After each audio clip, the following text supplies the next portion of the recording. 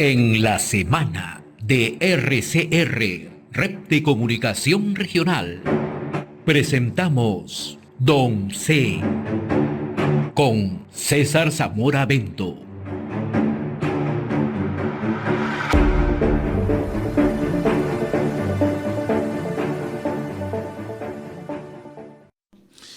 Saludamos a esta hora a César Zamora Bento.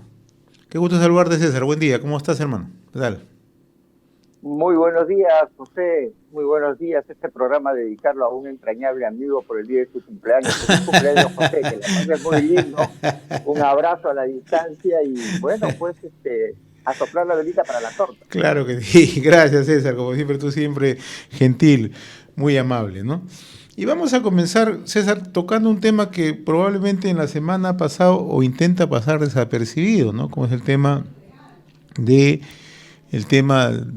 de pensiones, el tema de la jubilación, ¿no? Y es que esta semana la Comisión de Economía del Congreso aprobó un dictamen de la reforma del sistema de pensiones, ¿no? Y un punto es que las personas, sean o no afiliadas a las AFP o a la ONP, el organismo de normalización provisional, podrán destinar el 1% de sus consumos, ¿no?, acreditados con comprobante de pago hasta por un máximo de 41.000 soles, ¿no?, al año, 8 unidades impositivas, en compras individuales que no deben superar los 700 soles. Esto ha merecido posiciones, en algunos casos a favor, pero más han mostrado su preocupación. Incluso el propio ministro de Economía, José Araisto, que ha dicho que esto no le va a hacer ni cosquilla a los fondos de los afiliados. Esto lo ha dicho en una entrevista que publicó a media semana el diario Gestión.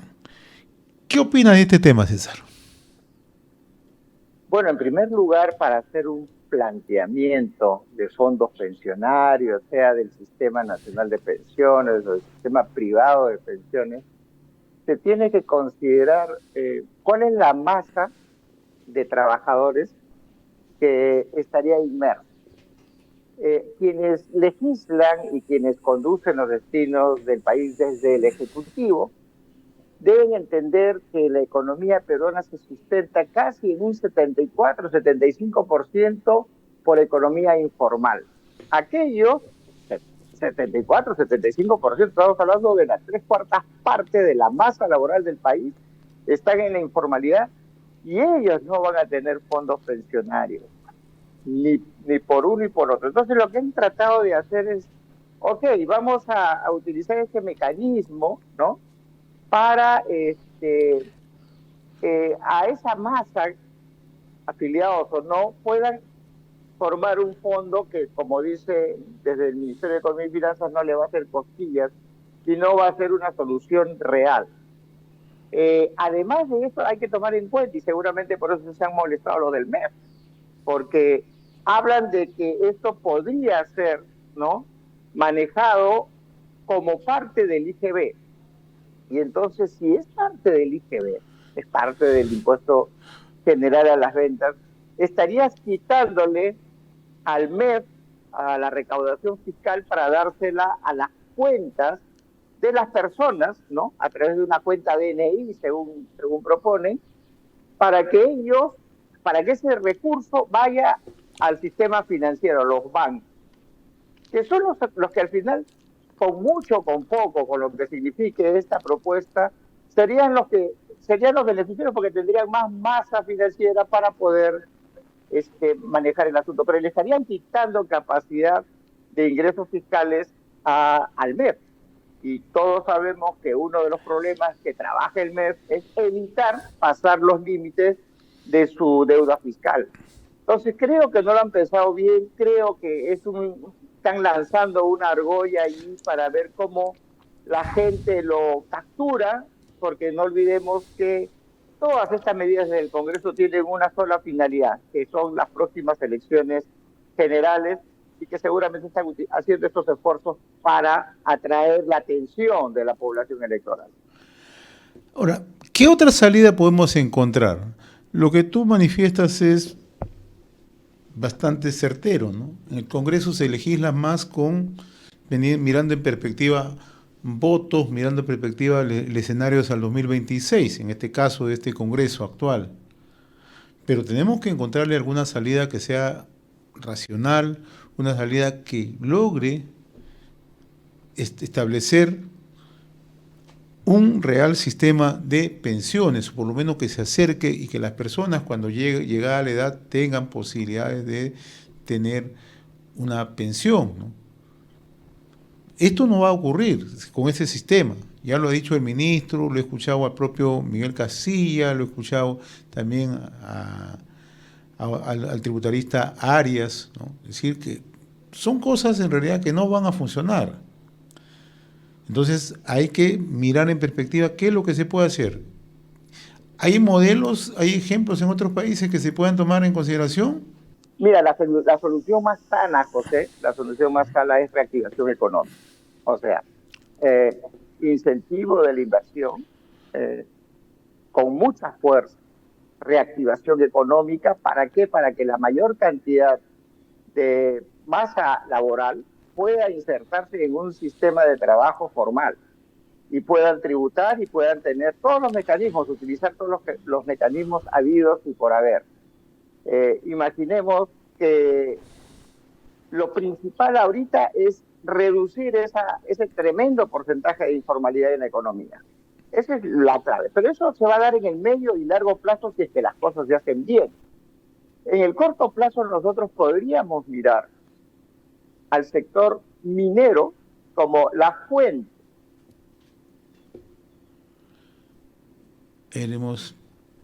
Estamos conversando con César Zamora Bento, el economista, analista político de nuestra secuencia de ONCE. Nos explica qué salida podemos encontrar a ese tema, ¿no?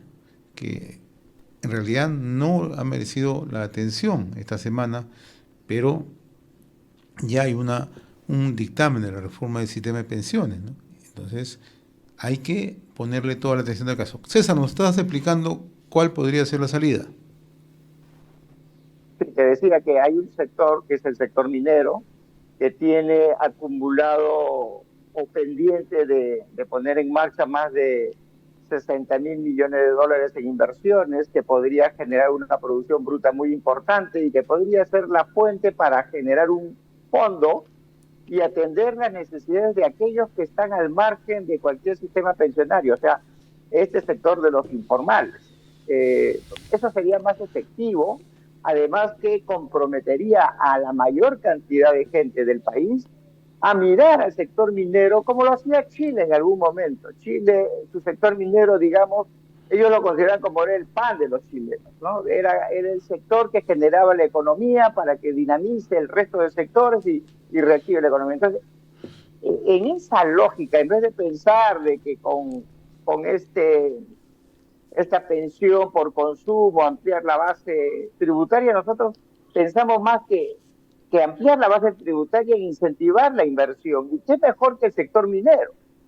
Tú y yo sabemos, las personas que hemos entendido bien el mensaje, que la minería no es por sí misma importante, siendo importante en realidad, sino que tiene la capacidad de reactivar otros sectores económicos importantes, como por ejemplo construcción, servicios, turismo, agricultura, etcétera, etcétera. Entonces, si tú le das una importancia en la mirada de la población de este sector minero formal, no estoy hablando de esos informales y ilegales, estarías generando un crecimiento económico cuya parte, que se tiene que evaluar y estudiar, formarían parte de un fondo. ¿Para qué? Para incrementar de repente aquellos programas que ya existen, como por ejemplo Pensión 65, que está limitada por un presupuesto y podría ampliarse y podrías tener la cobertura de una mayor cantidad de población que en realidad hoy por hoy se encuentra en una situación de abandono y de dependencia económica, ¿no? Entonces, creo yo que en vez de la pequeñez y de repartir miserias con esta pensión por consumo, porque eso es repartir miseria y a los políticos les encanta repartir miseria, piensen en algo más grande, que por ejemplo es reactivar el sector minero y en base a la producción de este sector generar un fondo para las personas que están necesitando una pensión para poder subsistir. Y esto sería mirar con mucho realismo la necesidad de impulsar nuevos proyectos, ¿no? Y a partir de ahí, de acuerdo a la propuesta que tú nos planteas, a partir de ahí establecer un mecanismo que permita contar con un fondo direccionado. ¿Eso sería un poco la idea? La idea es esa y además, ojo, que eso es en el corto plazo, porque en el medio y en el largo plazo la minería generaría una dinámica reactivadora que por su propia naturaleza haría que cada vez por el mayor porcentaje de la masa laboral, entraría a un trabajo formal y ya estaría cotizando, sea en las AFPs o en el Sistema Nacional de Pensiones. Sistema en el que yo no creo en absoluto. El sistema de reparto para mí es lo más absurdo que puedo hacer y se quedó en la década de los 80, cuando todavía pues los militares manejaban empresas públicas y todo el mundo cotizaba, pero ahora cada año el Estado está desembolsando, el Tesoro está desembolsando entre 1.500 y 1.800 millones de soles para poder cumplir con las pensiones de los jubilados en el momento. Entonces, reactivando la economía vas a hacer que la masa laboral entre a la formalidad en el medio y largo plazo, vuelvo a decir, y puedan cotizar como corresponde por su pensión.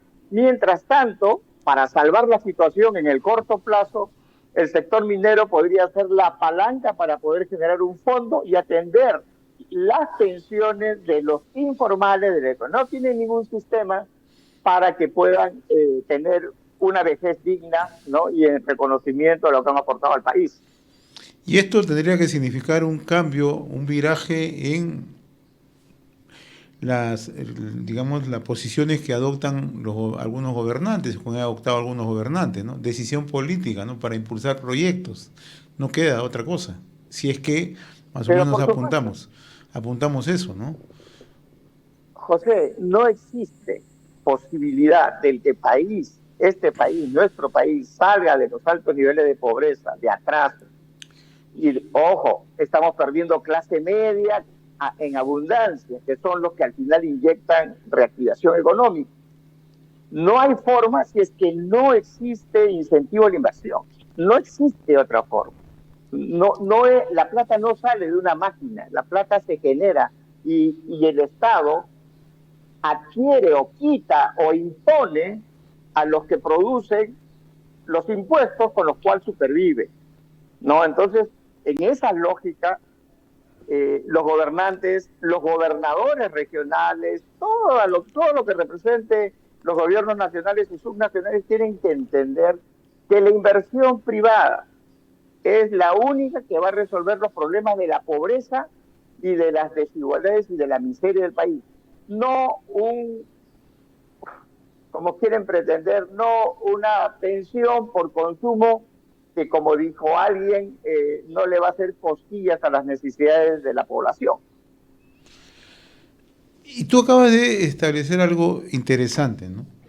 La única forma de mirar el bienestar de muchos peruanos que en estos momentos no gozan de ningún tipo de atención, es decir, generando políticas de desarrollo. Esta política de desarrollo, César, tú la conoces muy bien, mejor que yo, tú eres economista y también trabajas muy de cerca en zonas rurales, has trabajado muy de cerca en aquellas localidades, ¿no?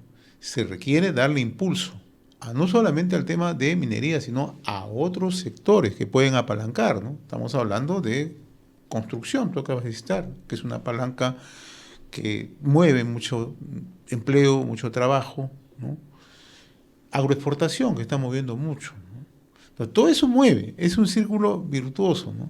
Pero, insisto, ¿no? Si no tenemos decisión política, no se va a lograr eso.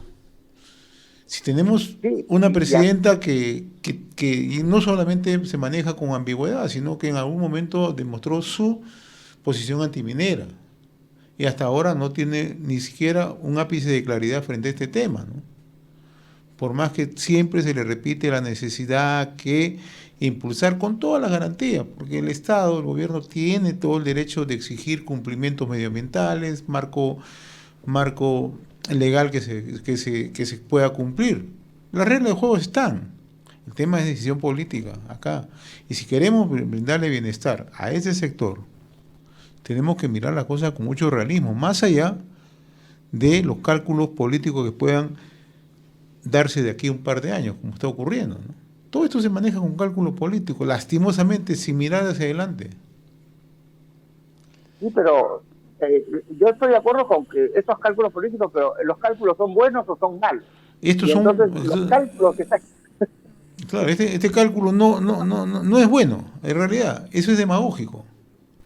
Lo que han Por planteado, lo supuesto, que y han la planteado, demagogia, claro, la, dema-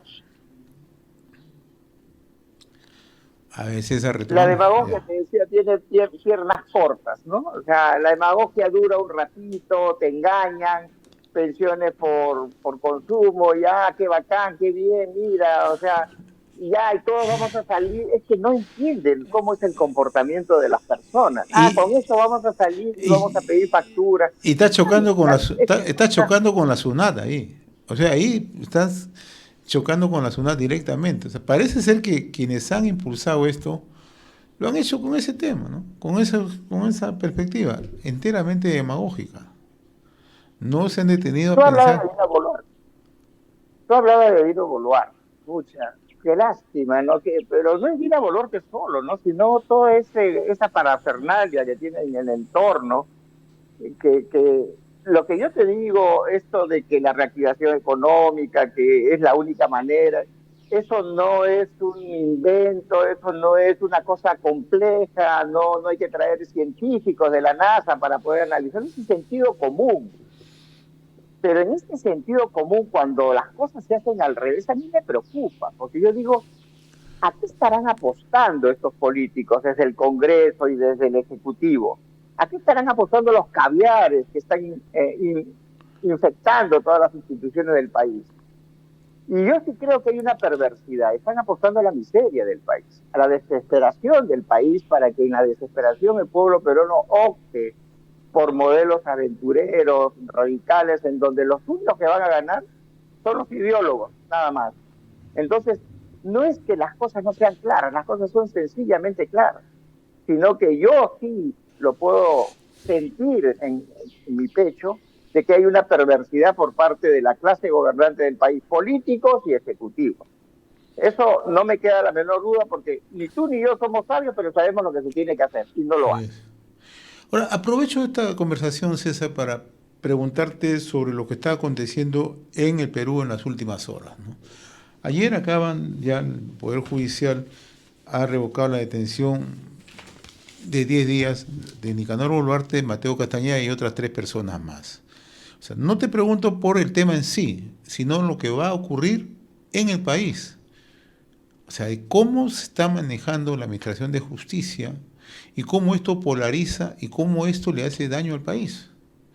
Porque ya no es Terrible, ¿no? terrible. O sea, esto va a ser, y yo lo explicaba hace unos instantes en un comentario personal, que hasta el 5 o 6 de junio que se define la posibilidad que retorne Patricia Benavides, esto va a ser un fuego cruzado, o sea, sin ningún tipo de... no van a tener reparos en atacarse de izquierda a derecha, derecha a izquierda.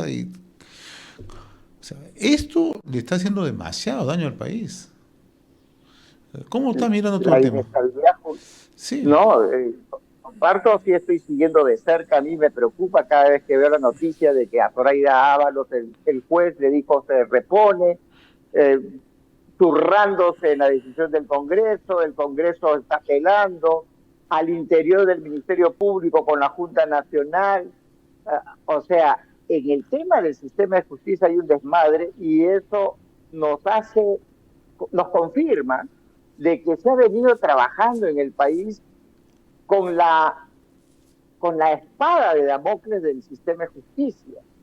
O sea, existen personas que están siendo ajusticiadas inmerecidamente, o por una venganza se le inventa algo y sale. Y existen personas que, teniendo todas las evidencias de unas relaciones criminales, eh, digamos, evidentes, ¿no?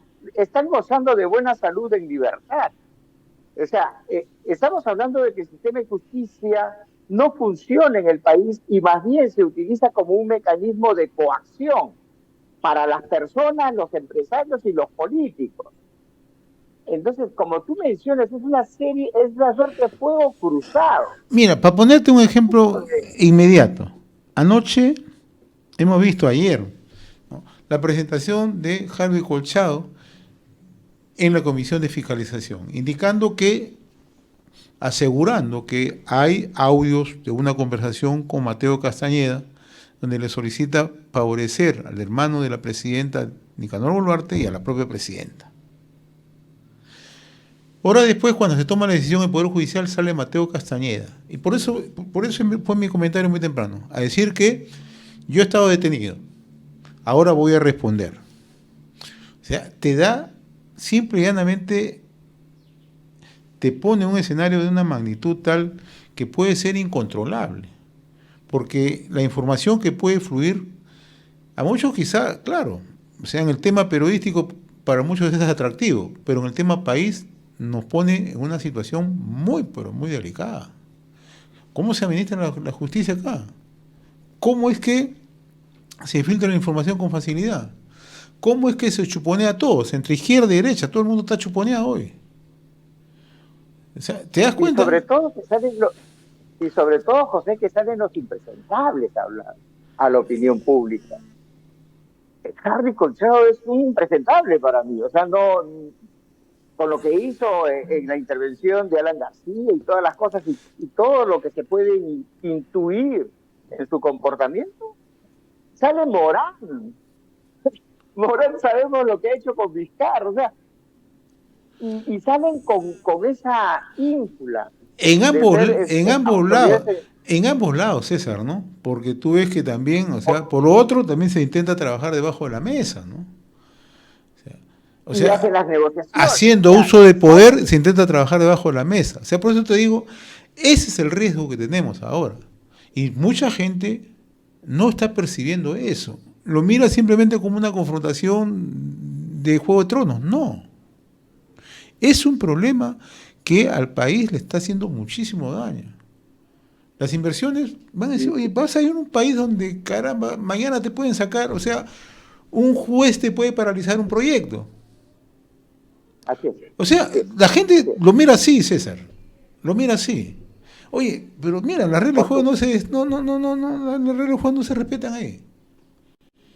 Entonces, ese es el riesgo que estamos viviendo en estos momentos, ¿no? Yo te traía a colación esto porque quizá, ¿no?, el tráfago periodístico para muchos puede resultar interesante, ¿no? Puede resultar, o sea, digamos, una adrenalina, ¿no? En el caso, quienes estamos metidos en la comunicación, tú estás metido en el tema de comunicación, yo también, pero mirándolo ya fríamente, esto está escalando a un nivel que en un momento se puede tornar inmanejable. No sé qué piensas.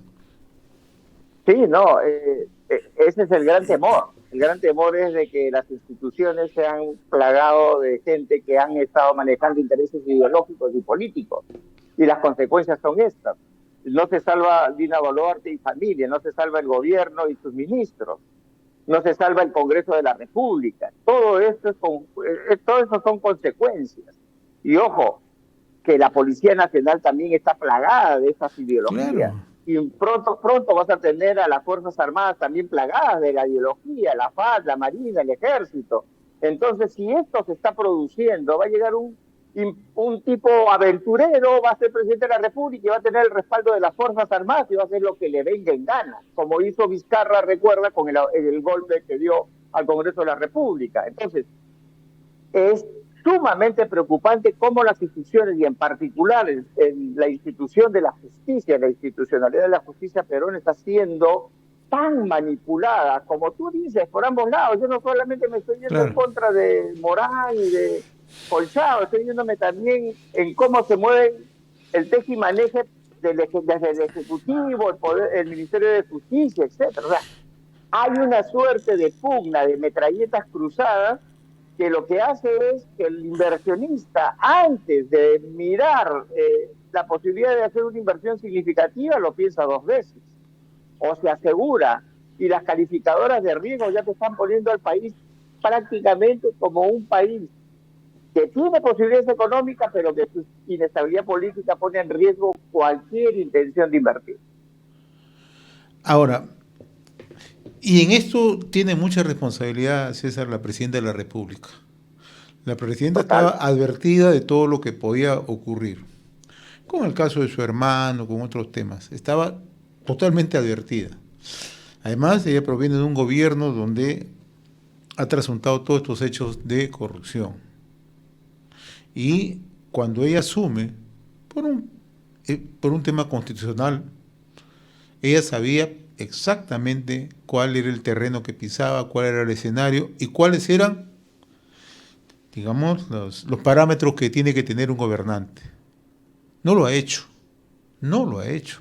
Muy por el contrario, hemos visto la frivolidad como actúa, estamos viendo que hace o intenta hacer uso del poder de una manera desmedida. Y esto, ciertamente, una presidenta que tiene una aprobación no mayor de 5%, 7%. O sea, no es que se dé cuenta o es que el poder obnubila tanto, no lo sé, la verdad, a veces no trato de entenderla, ¿no? No, bueno, jamás, te lo digo así, en este gobierno que entró, jamás yo tuve confianza ni en Pedro Castillo, ni en Dina, ni en Cerrón, porque todos tienen una ideología y tienen otro factor negativo que se llama incapacidad. Entonces el incapaz y el que maneja una agenda ideológica trasnochada, lo que hace es, lo que genera, entre otras cosas, es la frivolidad. Y en el caso de Dina Boluarte ha emergido la frivolidad con la incapacidad y el gobierno traen como consecuencia lo que el país está sufriendo. O sea, el país está sufriendo lo que es lógico. Me refiero a que no puedes esperar de Dina Boluarte, de este gobierno, algo diferente que crisis, que manoseo a las instituciones. No puedes esperar eso. Y los grandes responsables también están ahí en el Parlamento, que están dando validez, que están haciendo de las suyas, que están haciendo gobiernos paralelos inclusive con el Ejecutivo, y están enfocados básicamente en qué vamos a hacer en las próximas elecciones.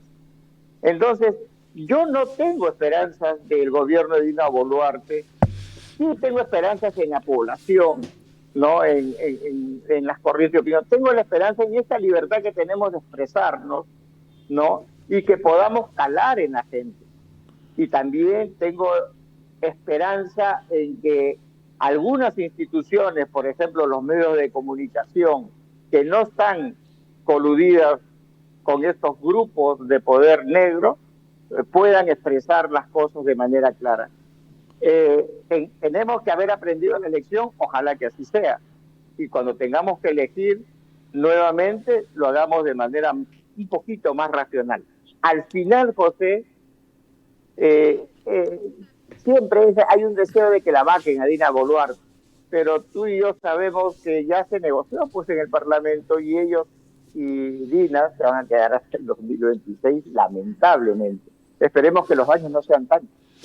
Así es. Mi estimado César, como siempre, gracias por compartir estos minutos de diálogo, un diálogo abierto, un diálogo que nos permite, ¿no?, de una u otra manera poner sobre la mesa algunos temas que merecen ser discutidos, ¿no?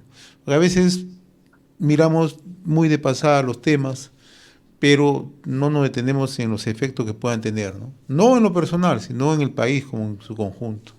Y eso creo que hay que mirarlo, ¿no? Y eso tenemos que, de una u otra manera, tú también tienes un espacio de comunicación, sabes que tenemos que apostar a eso. Por más que sea a veces incómodo para muchos, ¿no?, pero tenemos que hacerlo, no queda otra forma, advertir y sobre todo poner reflectores, donde hay que poner reflectores naturalmente.